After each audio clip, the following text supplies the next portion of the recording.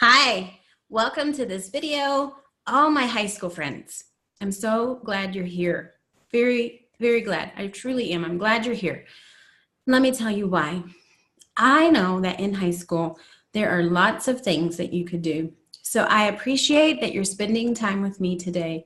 And I want you to know that I'm proud of you for taking time out of your busy schedule to intentionally focus on your future. So thank you, and I'm proud of you, and truly I'm quite humbled that you're spending this time with me. If you haven't already watched the before elementary school video, and the middle school video, I encourage you to go back and watch those. Yes, I know you're in high school, but go back and watch those. We'll cover some of that again, but I just want you to see the journey that happens up until this point. And whether you knew it or not, there's probably been some intentional things happening in your life that maybe you can thank your parents for and celebrate that you've already accomplished a lot. And think about it. You're in high school. You have accomplished a lot. I know it's sometimes hard to realize that because it's always go, go, go, go. But if you stop and think about it, you've passed successfully how many grades? And you've tried out how many different teams and sports? And you've figured out different friends that are good for you and not good for you. And you're learning all throughout this process what is inside of you that you like and you don't like, that you're passionate about or that frustrates you. That's part of becoming authentic. And we'll talk more about that in the character development class. In this class, we will cover a lot of material for college preparation. So if you need to take a break, let's do it now. Get a snack, a drink, a notebook, a pen, and come back and watch this entire video and take notes. Okay, so we will start with a screen share.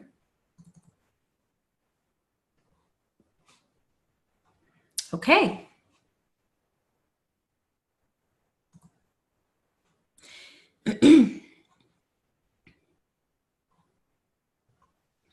Okay, extracurricular activities. Your extracurricular activities are more than just fun. And at this stage in life, I want you to consider the balance you have with how many activities you're doing. You likely tried some in elementary and high school. Hopefully you've tried different ones. I believe the purpose behind extracurricular activities is to give you a chance to experiment in a healthy, safe, and productive way. You can try out musical instruments and athletic activities. You can try out academic clubs, all of these different types of things to see what works for you and what doesn't. And by the time you're in high school, you're probably settling into one or two that you really like. But I don't want you to think that it's too late to try anything new. High school offers many new clubs that you may not have had opportunity to pursue up until this point.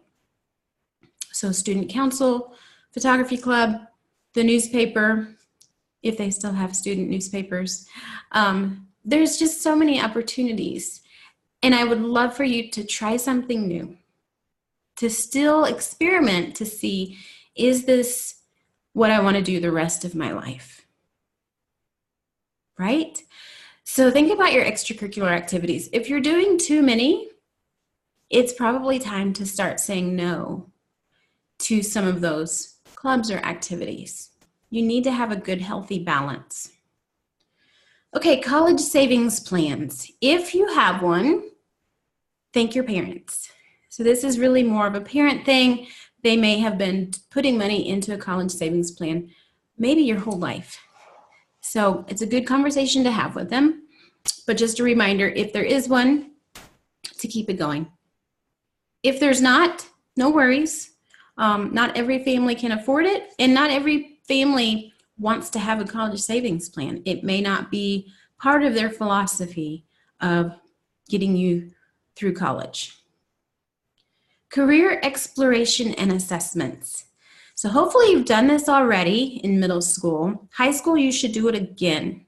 And if your school doesn't offer it, you can do it online, or there are local places that will offer it. So just do a Google search for career exploration and assessments. This is a great chance for you to take a look at what you're good at and what you could possibly do for a career in the future. So let's explore this just a bit.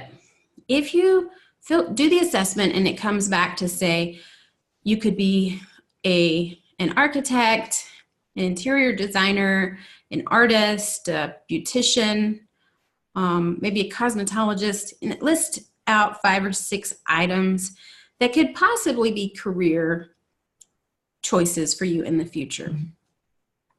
Now is a great time for you to explore those even deeper.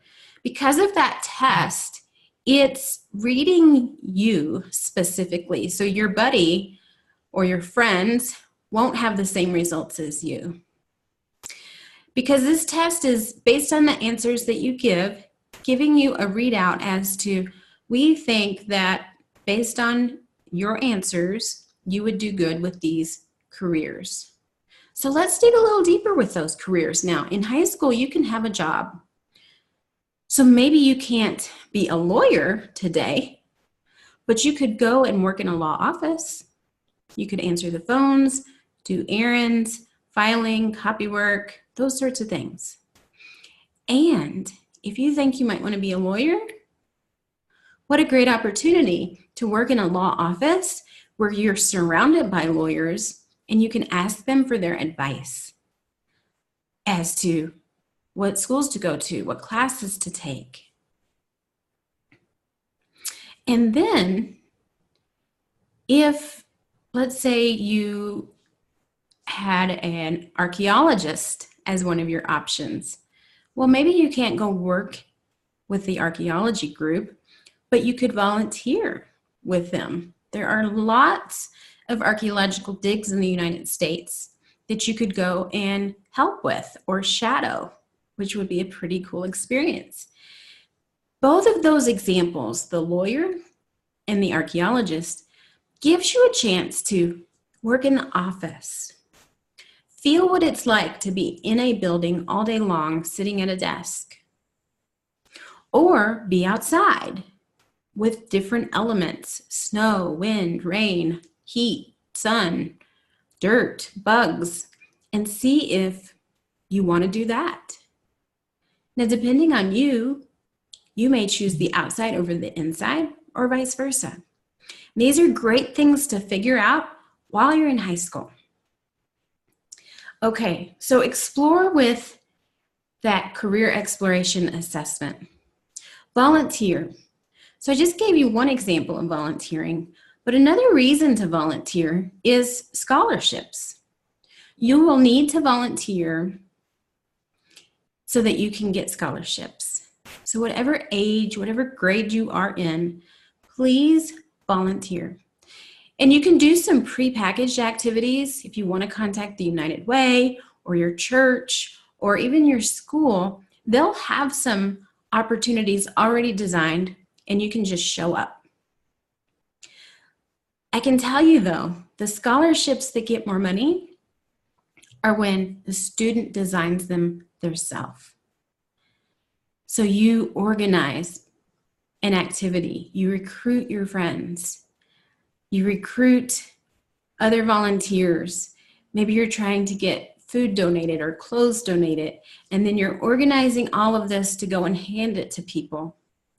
That demonstrates that you have leadership skills, organizational skills, communication skills, empathy, compassion, follow through, initiative, all of these other skills that you just can't get if you show up at another place that's already designed it. So either way is good. It takes a lot of time and effort to plan something, but it could be rewarding, especially with a scholarship. Either way, volunteering is a great thing to do. Enrichment programs. Enrichment programs are great. And as a high school student, I highly recommend to take a reading enrichment program, probably over the summer, and an ACT or SAT prep enrichment program. These will help you pass the test with a higher grade. But you may want other enrichment programs too. Let's say you want to be an engineer and you find out that a certain engineering company has internships available. Internships are awesome. It's a great way for you to experiment some more to see if you like it, and it looks great for your scholarship applications. So maybe you find out that the internship needs a certain type of technological skill, C++ or robotics or artificial intelligence, something that maybe your high school doesn't offer. You can take enrichment programs, nights, weekends, or summer to get the skills you need so that you can qualify for that internship. You could also use this just to give you a chance to improve your skills. Maybe you find out that your grade placement, so let's say you have 200 students in your class and you're ranked at 125. Well, that's pretty good. If you want to make it better, you could do some extra work through these enrichment programs so that you can improve that placement. And that placement is important for scholarships. So many schools, many colleges want to know your GPA, your ACT or SAT score, your grade placement, and they want to know what classes you've taken, in addition to volunteering and a lot of other things. But for scholarship purposes, those are really key. So if you're taking your standardized test and you see that you are ranking a little bit low in math or science or English or reading, please feel free to take enrichment programs to bring that score up. It will help you in the long run. And think about it this way. If you are worried about how to pay for college, those enrichment programs, bringing your grade up, your grade point average up, and your class ranking up can give you more money for college. Class options. I want you to be very intentional about your class options. If you are to the point where you are pretty sure you know what school you want to go to, or maybe you have a list of 3 or 5, look at their requirements for entrance and look at their requirements for scholarship money. If you look at that ahead of time, even at the end of middle school, then you will see that there are certain classes you need to take. So you can take advanced placement classes, you can take core classes, which you will take, but certain schools want to make sure you have specific core classes. And then there's college level classes. Many people will finish high school and not only have a high school diploma, but they could have a 2-year college degree by the time they finish high school. If you strategically take your classes in the right order at the right time. So I'd love to help you more with this. If you have questions, you might reach out to me, check with your guidance counselor or your family, but picking your classes is important. Apply for scholarships. If you watch the other videos, you would know you can apply for scholarships even starting in elementary school. Now don't get worried if you haven't started yet, it's not too late. But what I want you to do specifically that I haven't told the others is start local. You have a better chance at winning the scholarship if there's fewer people applying for it, right? So if you go onto Google and you do a search for scholarships sophomore year, well, a lot of people in the whole country, maybe the world, are applying for those scholarships. But if you find out that your dentist office is offering a scholarship, or your electric company offers a scholarship, which they likely do, there's going to be fewer people trying to win it. So do that.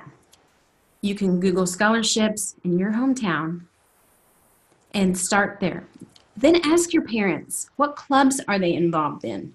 Are they part of the Lions Club, the Optimists, the VFW, the Toastmasters, AAA? Any of these clubs that they may be involved in, or maybe you're already involved in, Young Business Leaders Associations, those sorts of things. They can offer scholarships as well. So check those out. Choose your friends wisely. I can't say enough about this. Choosing your friends wisely is so important because here's the key. Every student in your high school is receiving the same instruction you are. The difference is the environment that they're in, whether it's at home or their friends or what they're doing in their spare time outside of school. That makes the difference. Those are all variables that play into your success factor. And friends is one that I really want you to think about. Consider a circle of influence. So you're in the middle, and around you, you have maybe 5 people. Who is that circle of influence? The 5 people you hang out with the most. And spend some time reflecting.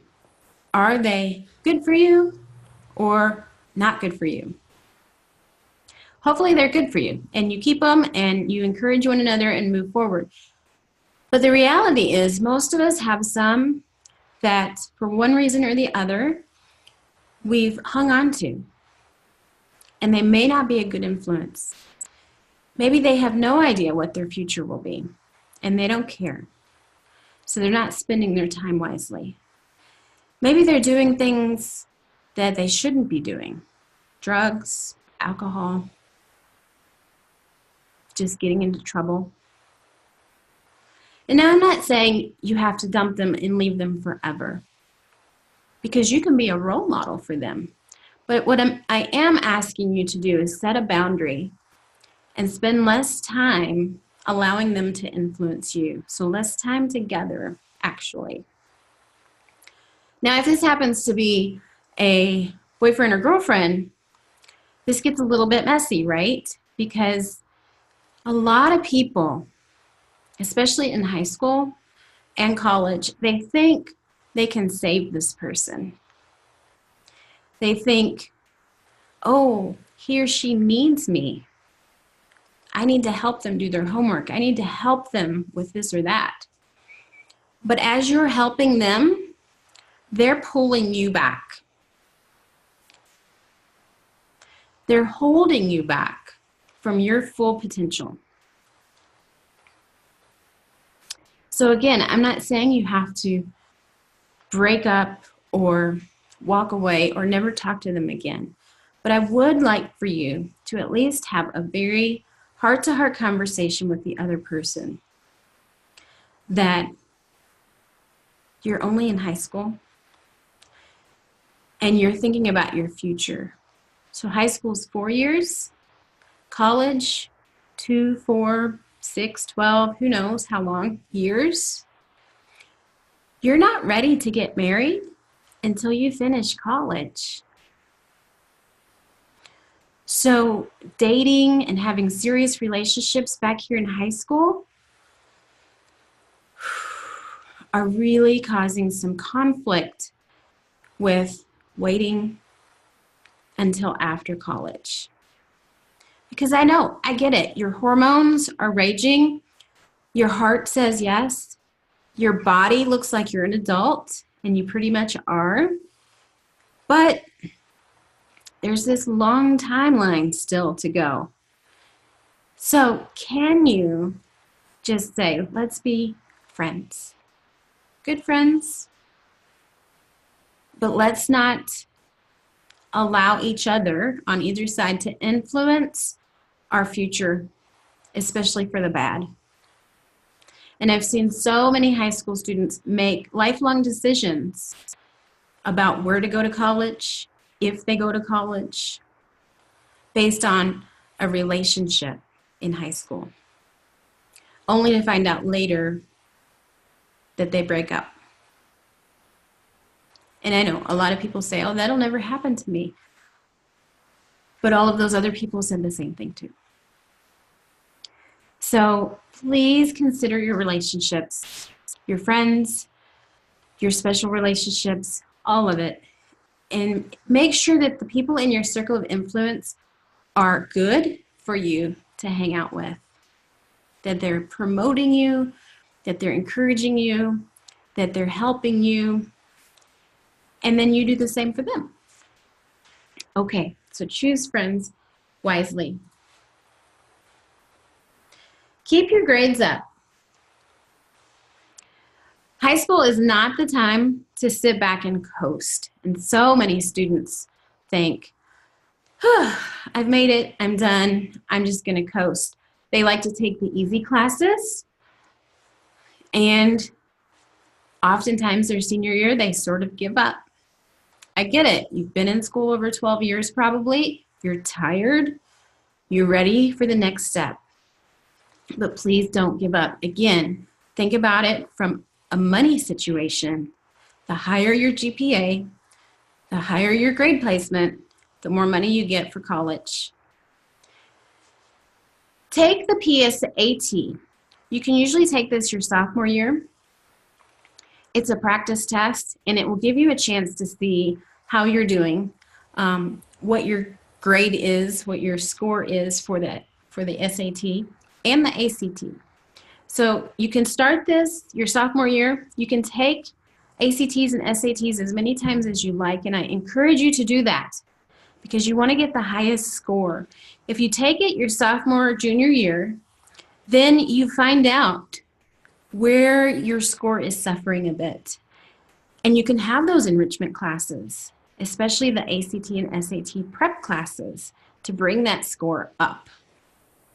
Super important. Again, if you know the college that you want to go to, they usually have a formula for how they calculate their scholarship.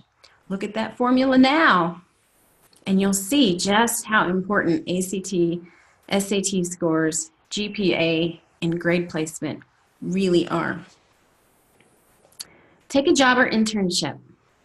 So a lot of people think, well, I don't need a job. My parents pay for everything, so I don't want a job. I'll just have fun while I can because I'm young. But again, there's two reasons to get a job, outside of getting money, of course. One is it's giving you experience. If you're intentional with your job, you're starting to get some real experience in that area that you might be interested in having a full-time career forever. So maybe you want to be in healthcare and you think you want to be a doctor. You could volunteer at a hospital as a candy striper, or you could get a job in a doctor's office, maybe as a receptionist, a scheduler, working with their insurance claims, something, so that you can start to see patients, you can start to interact with doctors and nurses, and you can get a feel for, do you want to do this? Deciding that in high school pays so much for the long run. Because let's say you go into the healthcare industry thinking, I want to be a doctor. And once you're in there in high school, you realize, I don't like it so much. Well, look at how much money that just saved you and time. Because medical school is a long time and it's expensive. And for many people, they're willing to do it and they love it. But I don't want you to get to the other end after college graduation and realize that's not what you want to do. So try it now. Another reason for doing a job or internship, scholarships. So colleges like to see that you've been able to manage your time, that you've balanced your schoolwork, getting good grades, having a good ACT, having a good place in the class ranking, as well as doing extracurriculars and having a job. Now, for some, they don't want to manage all that at once. That's okay. You could get a job in the summer and then do the others during school time. So whatever works for you, but be intentional with your jobs. I would caution just taking a job to take a job. I would love for you to be more intentional and experiment some more with what you think you might like to do. Start your college search. By now, hopefully you've been on you've attended some college fairs. You can do that as early as middle school. Actually, you could do it anytime, but I encourage it in middle school. So high school is really the chance to put your feet on the floor at these colleges that you think you want to go to. Do your college visits. Do your research to find out, do I want a small school or a big school?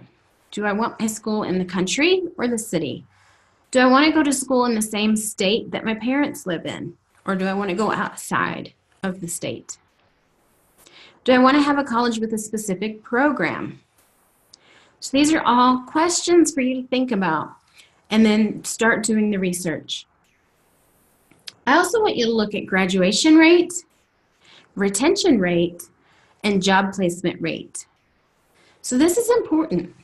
And I'll show you a little bit more of this in a minute, but the idea is not that you go to college, but you finish college, graduate, and get a good job. So if you find that you're going to a school where everybody's leaving, they're not retaining their students for some reason. It could be that it's just a transitional school, like a college community type school. And that's okay, because those are more transitional. You go and get your 2-year degree, and then you move on to a different school. But it could be that there's something drastically wrong with the culture in that school, and students don't like it and they decide to leave.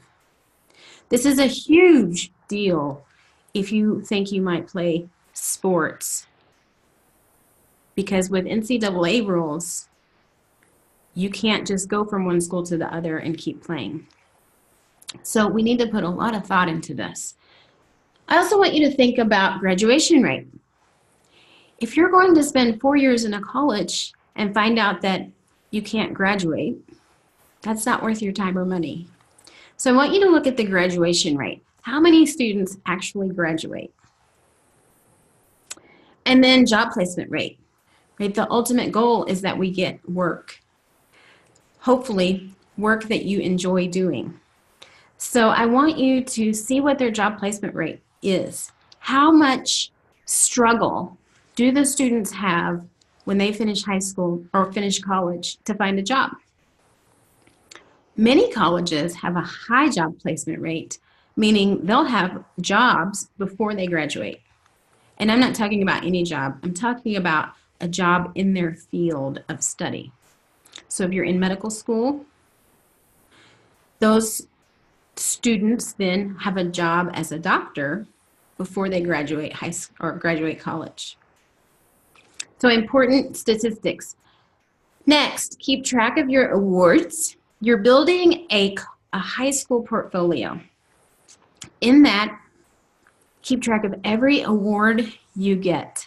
This includes National Honor Society, Beta Club, any type of awards that you get through school. If they have character awards, also awards you might get in the community.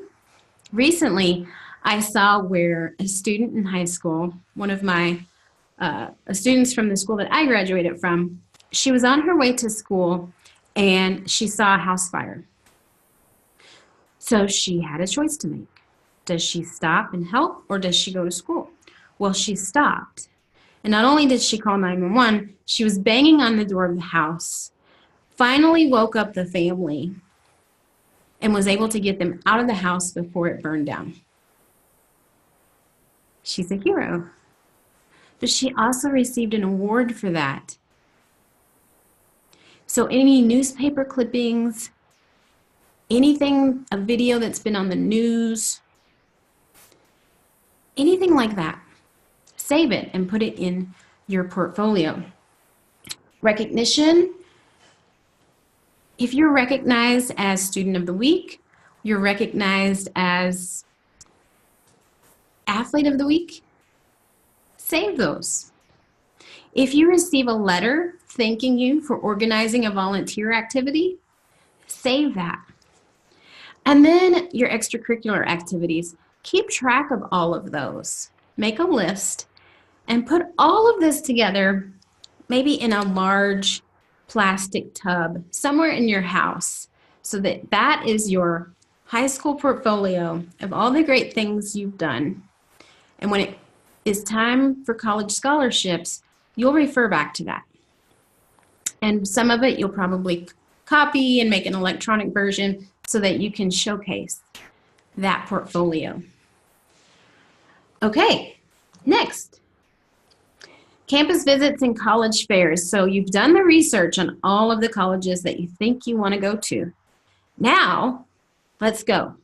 Keep doing the college fairs. That's a great way for you to just get some exposure to the different schools, see what types of activities they have going on, and meet people in person. And it's easy because they're all in one place. But college visits, you can do these at any time. Just call the college and schedule it. When you call them, you might check to see, is there a benefit to you if you visit at a certain time, maybe a certain week? Many of them will have a campus visit week, and there's pros and cons to that. One is they may offer a scholarship if you attend that week. The other, though, is when you go to those, there's hundreds or thousands of other students there, so you're not going to get the one-on-one attention that you might want. Or go to both. You will see a different experience either way. So maybe just go to both. When you go to campus visits, think about, is this a school I would want to live at for 4 years or so? And think about all of the different seasons, right? Winter, spring, summer, fall. Is it a school that's going to be difficult in the winter? Do they have underground tunnels to help you get to where you need to go? Many of them do. They're pretty cool. Think about their lunchrooms. Do they offer good food options? Many really praise how great their cafeterias are. And you'll notice a difference if you go to several schools, right? But eating, we do it every day. And you will likely have some type of food plan, meal plan through the school. So you'll want to know what kind of food they have. Is it stuff that you're going to want to eat every single day? Also look at the dorm rooms. Some dorm rooms are amazing. Others, not so much. Look at the different dorm rooms and figure out what you like and what you don't like. This is why I love it when students go to several different college campuses. Even if your mind is set up and you're certain you know exactly which school you want to go to, still go to 3 or 4 others to get an experience of what they offer. And you can see what different dorm rooms look like. Some have bunk beds, some you have to room with several people, some you have your own room, some the bathroom's in your room, some the bathroom is down the hall, and you have to share it with lots of students. So things to think about. Next, apply for college in or before your junior year. So many students miss this. And it's very important, especially with scholarship money. If you apply in your junior year, you get a better package usually, a better offer than if you wait and do it your senior year. Colleges want to fill up their classes early. So the sooner you can do this, the better for you, the better for the school. And they reward you for that.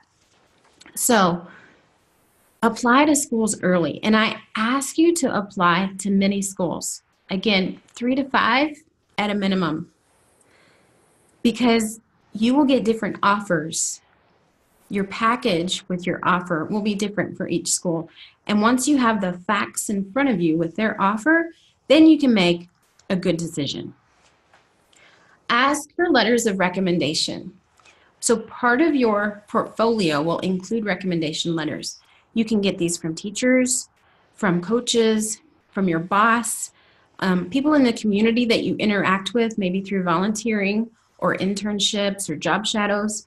Sometimes your friends' parents can write you letters of recommendation.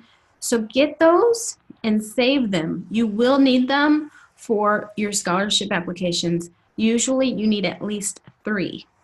So get those and have them on hand. Select your college of choice early. So if you've applied in or before your junior year, then you will have your packets come to your home with all of your offers, and you can look at them and make a good decision. I want you to make your decision by November of your senior year. So before Thanksgiving, make your decision, not just verbally to yourself. You need to make it to the school. And again, in doing this early, you get more money with your scholarship. And from your perspective, you get to sit back and breathe. Whew! That's a big deal. And you'll notice after Christmas, when your friends come back to school your senior year, they'll likely be stressing out because they haven't done their visits, they haven't made their decision, they have no idea what to do with scholarships. So I'm giving you some step-by-step instructions here. Before junior year, apply to at least 3 to 5 schools. Once you get your packets, do your comparison and select your school at least by Thanksgiving of your senior year. Earlier would be better. Okay, hope that makes sense. So I want to give you a little glimpse of what I'm talking about when you do research. List out a bunch of schools that you like. You might want to put the state. This is just an example. So I would do at least this, but probably more. Remember, you want to add to this retention rate and job placement rate. So let me give you an example with this. Maybe you look at this and you think, well, that's nice, but I don't know what it's telling me. Okay, so I have a student who wanted to play softball in college. And she found a school that was willing to give her a full ride scholarship to go play softball. Sounds great, right? Now this student wanted to be a pediatric oncologist. So we know she needs to go to medical school. Okay, when we put this all out on paper, we find the school she wanted to go to here, Stillman. They have a 21% graduation rate, which means out of 100 students, only 21 of them graduate. Seems a little bit low. When you have the other schools on here, you can see it's the lowest, actually. Okay, well, let's keep going. So we find out that their ACT minimum, so this is the requirement for students to get in the door, is 19. Well, you think, oh, that's good. That's doable. I can do that. I won't have to study as hard. I can do that. But this student wants to be a pediatric oncologist. So think about it. If the ACT score is low, will this student, one, if they use this as their standard in high school, will they have learned what they need to learn to get into medical school? And two, if this is the standard in college, Will this school be prepared to teach her what she needs to know to get into medical school? Probably not. So if she chose to go to this school to play softball, yes, she'll get to play softball. She'll get to go for free. But at the end of 4 years, she won't be able to get into medical school. Okay, a couple other things to look at. Division. If you're an athlete, this may be important to you. Many athletes have a big dream that they want to go to the major league. So the thought is, in college, they want to do NCAA Division I. That's a great dream. For some, it doesn't matter. For others, it does. So you want to look at what division they're in. If you go to a school that's Division II or Division III,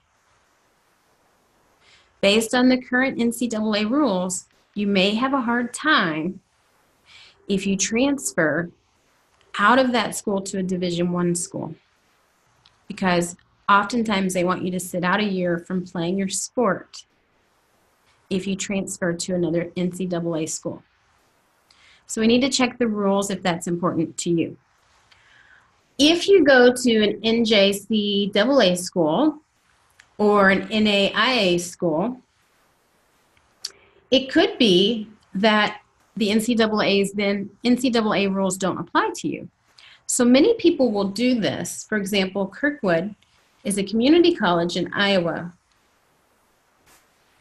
And many people will go there for 2 years to get their undergrad and then get a little bit better. Maybe their skill level, just their size gets a little bigger. And then they're ready to transfer to an NCAA school. And they can try to go Division I if that's possible.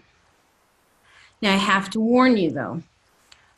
Oftentimes when people go to a junior college, they don't get into their dream college just because it's the culture, right? When you're going to the junior college, a lot of times you're there with people that are working full-time, going to school part-time, and it starts to become the culture, and you're really not assimilated and ingrained into that school.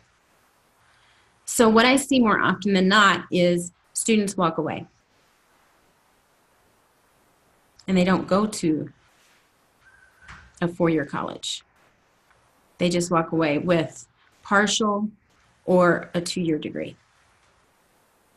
So there is value in going straight into your 4-year school of choice, but there's also financial reasons to go to a junior college, community college. So you have to weigh those pros and cons and think about your own mindset. If your goal is to go to a 4-year college, but you want to do 2 years in a junior college to save money, are you strong enough inside to push through, graduate, and get there? And many people are. So it just depends. It depends on you. Okay, enrollment is important. If your high school class has 70 people graduating with you, and you show up at Iowa State with over 26,000 people, you might feel overwhelmed and lost. However, if you go to a high school in the city and you have 1,000 people in your class, you might very well do. You might do well at Iowa State. It really depends. But you know yourself, when you walk into a room full of people, does that energize you and you like it and you like to know a lot of people, or do you do better in small groups? So some of these schools have pretty small enrollment. Ave Maria, very high ACT score, very high graduation rate, only 842 students. So there's a small school and a good education. Now, look at the tuition. I ask you to put this on your spreadsheet only for a placeholder. please don't put any weight in this dollar amount until after you get your packets, your offer. So you have to first apply to the school, and then you'll receive packets from them with their great and amazing offer to bring you to their school. Then you can see just what they're offering, right? So for example, Central College. It's in Pella, Iowa. It's a beautiful campus. They have a wonderful graduation rate, a high ACT minimum. It's a good education. It's a Division III school, NCAA.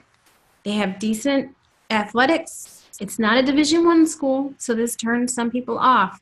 But still, you can play NCAA sports if that's an interest to you. It's a small school. It's a small town. So that's one thing to know about Pella, Iowa. It's sort of in the middle of nowhere. There's a lot of cornfields. It is beautiful. Beautiful. But for some people, they want more activity. They want a place to shop. They want restaurants to go to. So you need to weigh that. Do you want to drive 30 minutes or an hour to get to a mall? So questions there. Their tuition is high, $30,000. But when you get their package, you might find that they're giving you most of this. Again, it depends on your ACT score, your grade placement, what core classes you've taken, and your GPA. So those are so important. Again, fill out the tuition in-state while you're doing your research because you're already there, but don't put a lot of emphasis on that dollar amount until after you get your packet. Okay, high school. We're almost finished with this, but what I want you to do now is take a deep breath and think. It's okay. We can do this. You're not on your own with this. You have parents and guidance counselors. You have teachers, friends, your friends' parents, and you have me. And we're here to help you. Now, for some people, some students just think, college is not for me. So I want you to do a little bit more research and look at your options.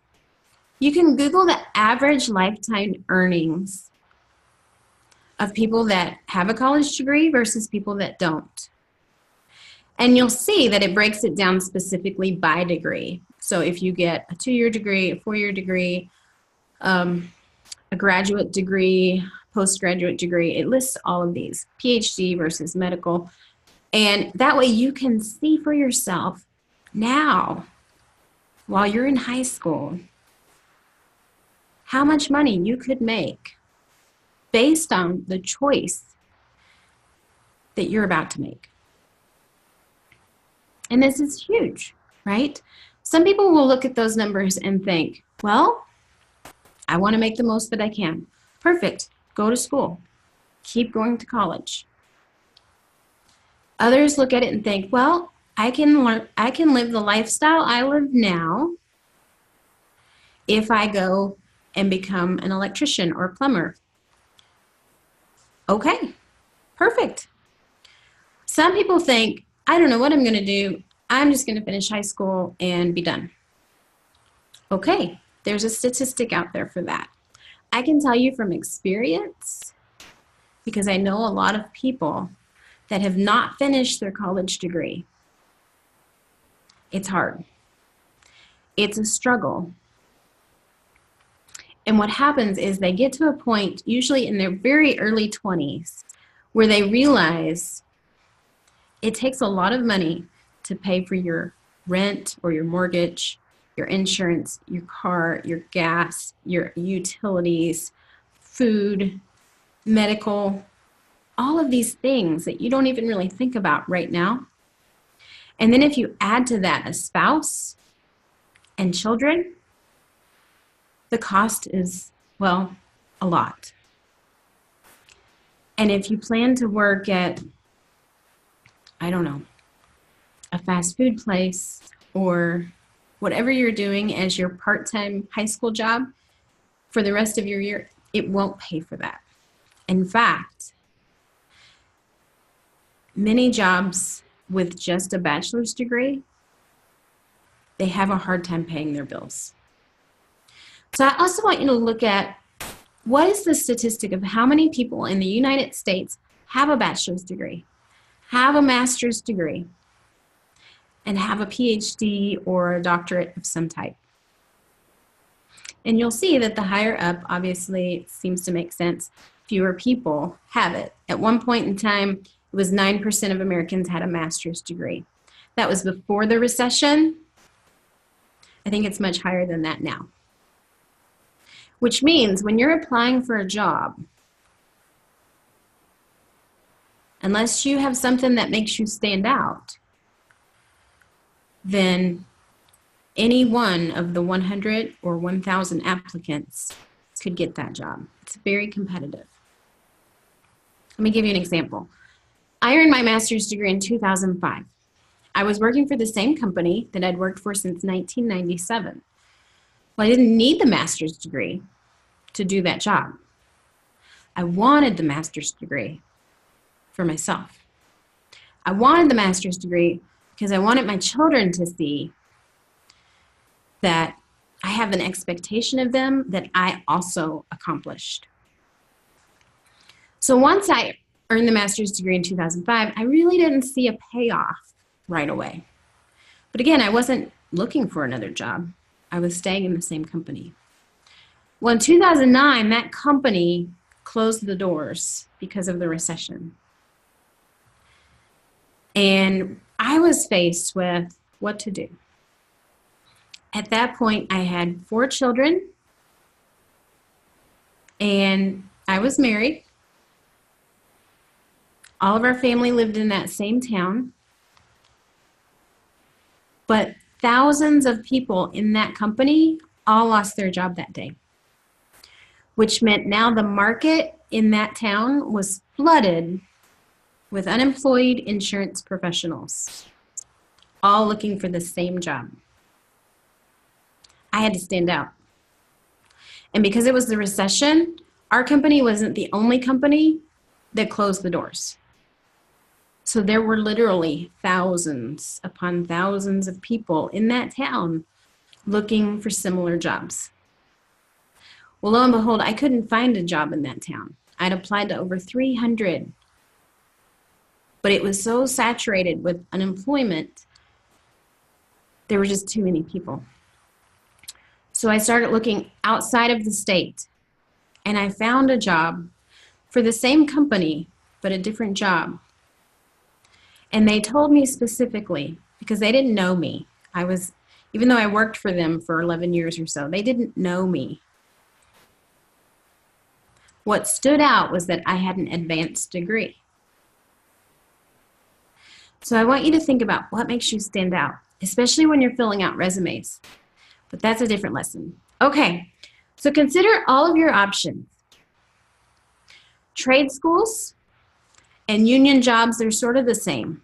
If you want to do plumbing, electrician, construction, mechanic, you don't necessarily have to go to college for that.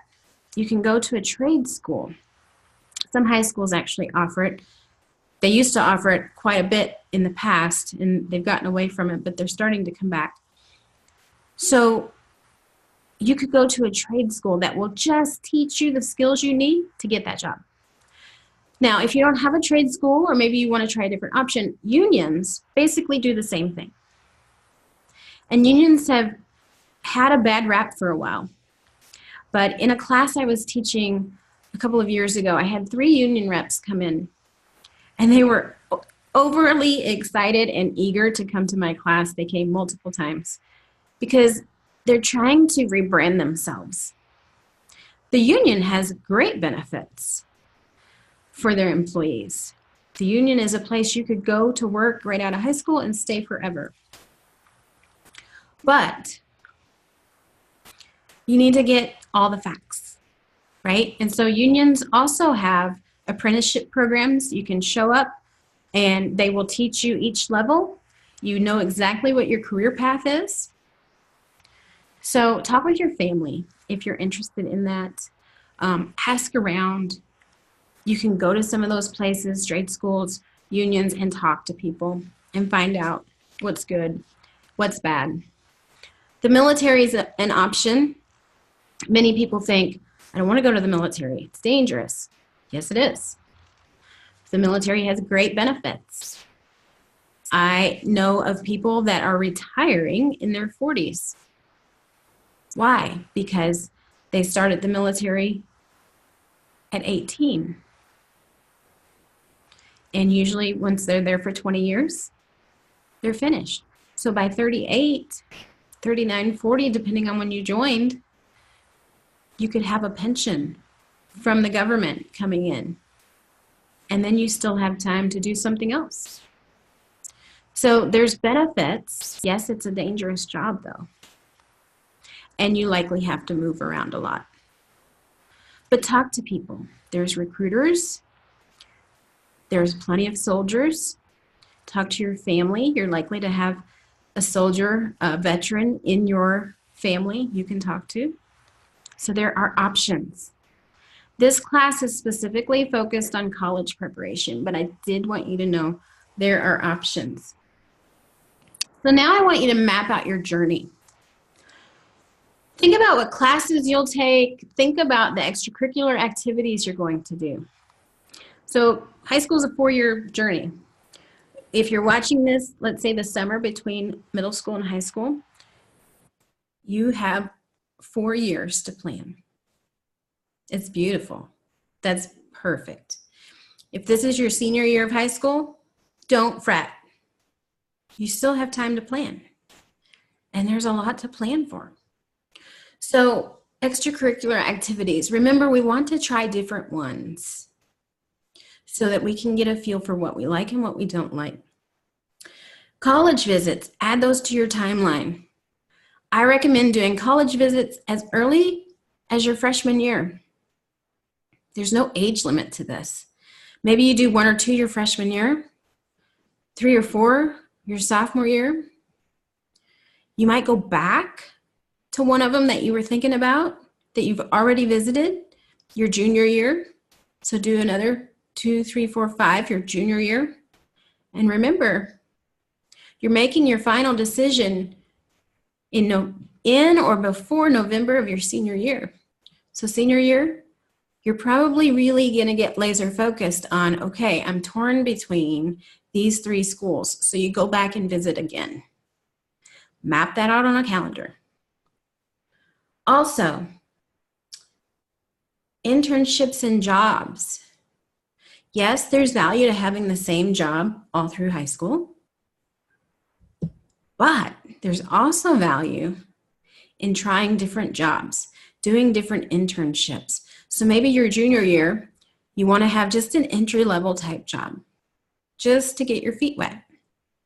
You're probably around 14, 15 years old. You could work at a grocery store, fast food place, but you could also go ahead and start answering phones at a doctor's office, a car dealership, law office. There's a lot that you can do, so put some thought into your job. Sophomore year, you might decide, okay, I want to try something different, a different industry. Same with junior and senior year, so that you're getting that experience before you're an adult. Next, where will you volunteer? I want you to volunteer. It's the right thing to do. It also helps with scholarships. So maybe freshman, sophomore year, you just show up to a United Way type volunteer activity, or you watch kids at your church, or maybe you become a group leader at your church, because high schoolers can oftentimes lead little kids, like a 2nd grade class, a 4th grade class. And that mentoring relationship is amazing. about too, designing at least one major volunteer activity. An easy one is the World Vision Walk for Water. You can Google that. They'll send you everything you need, but you have to organize this. You have to figure out where it's going to be, get permission, start to recruit help. You have to advertise and set all of this up. There's stuff you do online, there's stuff you do in person. It's a big event. Something like that looks like you put a lot more effort into it because you did, which weighs more when somebody's looking at a scholarship application. You know, if I have someone that's volunteered at the local food pantry every year for 4 years, but I also have someone that volunteered at the local food pantry their freshman year and then organized the World Vision Walk their sophomore year and then volunteered, I don't know, at the homeless shelter their junior year and then organized another activity their senior year. There's diversity, there's more thought put into it, there's more time. It's showing all of your skills. And that's going to weigh more. That's going to give you more credibility. But either way, they're great activities. So volunteer. Take your test. Don't forget to mark your test on your calendar. So at least in your sophomore year, take your PSAT. Junior and senior year, take your ACT and SAT often. Right? You want to take it so you can get your grade, learn some new skills, take an enrichment class, take it again, and you want that high score. Explore colleges and other options. Map it out. With your research of what schools you're interested in, you can easily pick those schools and map them out on your calendar. Be very specific. Go ahead and call them and make an appointment. Get it on your calendar. Build your portfolio. Make sure you're doing that. Maybe put a reminder every month. Add to your portfolio. Because what happens is our senior year, when we start to do our scholarships senior year, and we haven't been doing them all throughout high school, then we're starting to think, scratch our head. What did I do? Oh, I need to get that letter of recommendation from 4 years ago. Well, I don't know how to get a hold of them. And it's just not as impactful. So do this as you go. This also says explore other options. Don't forget, schedule some time to talk to a military recruiter, a union member, a trade school. If those are of interest to you, check into it. Schedule those. Okay, I don't want you to feel so overwhelmed that you have so much to do. Yes, high school is a busy time, and it's important. You're making some big decisions. So I want you to have a support group. In our workbook, in the welcome packet, we talk about a board of directors. And this is important. Like I said, this is some of the most important decisions you will ever make in your life. The friends you're with, if you go to college or not, where you go to college. So you need help. I want you to talk with your parents. Talk with them about all of this and come to them from a humble perspective of you're really looking for their help. I know high school can sometimes be tumultuous with conflict and such with our parents, but now is the time to stop fighting, to get on the same ground, to have some peace, and to help one another. Don't forget to help them too. Family. Maybe you have some people in your family that are college graduates or that are very successful in their life, or that make good money, or that just have a good overall well-being. They seem to have a good balance. Talk to them. Ask for their advice. Your guidance counselor. Schools have guidance counselors. Some are better than others. So talk with your guidance counselor. See what they can offer. At a minimum, they usually have a long list of scholarships for you to apply for, and many of them are local. High school success coach, that would be me. I would love to work with you and walk through this journey with you. Whatever age you're at today, I'd love to help with this journey, to map it out, to meet on a regular basis and hold you accountable to make sure that you're building that portfolio, you're getting those high grades, and that you can do as much as possible with the scholarship money. So I would love to help. Okay, that is all that we have for the high school component of college preparation. And okay, so that is all we have for the high school portion of college preparation. Again, if you haven't watched before elementary and middle school, go back and take a look. They're much shorter videos. Overall, I want you to know that you are special. You have this awesome package that you are putting together. And I'd love to help you with that. Sometimes life can get a little crazy. I know. Like I said, I've got 6 kids, and I was there too. So I get it. I commend you for watching this entire video. Go to the Facebook group and shout it out. I watched the college preparation video from start to finish, and we will clap for you. We will celebrate with you. And jot down any of your takeaways. What are your action steps? What will you do next?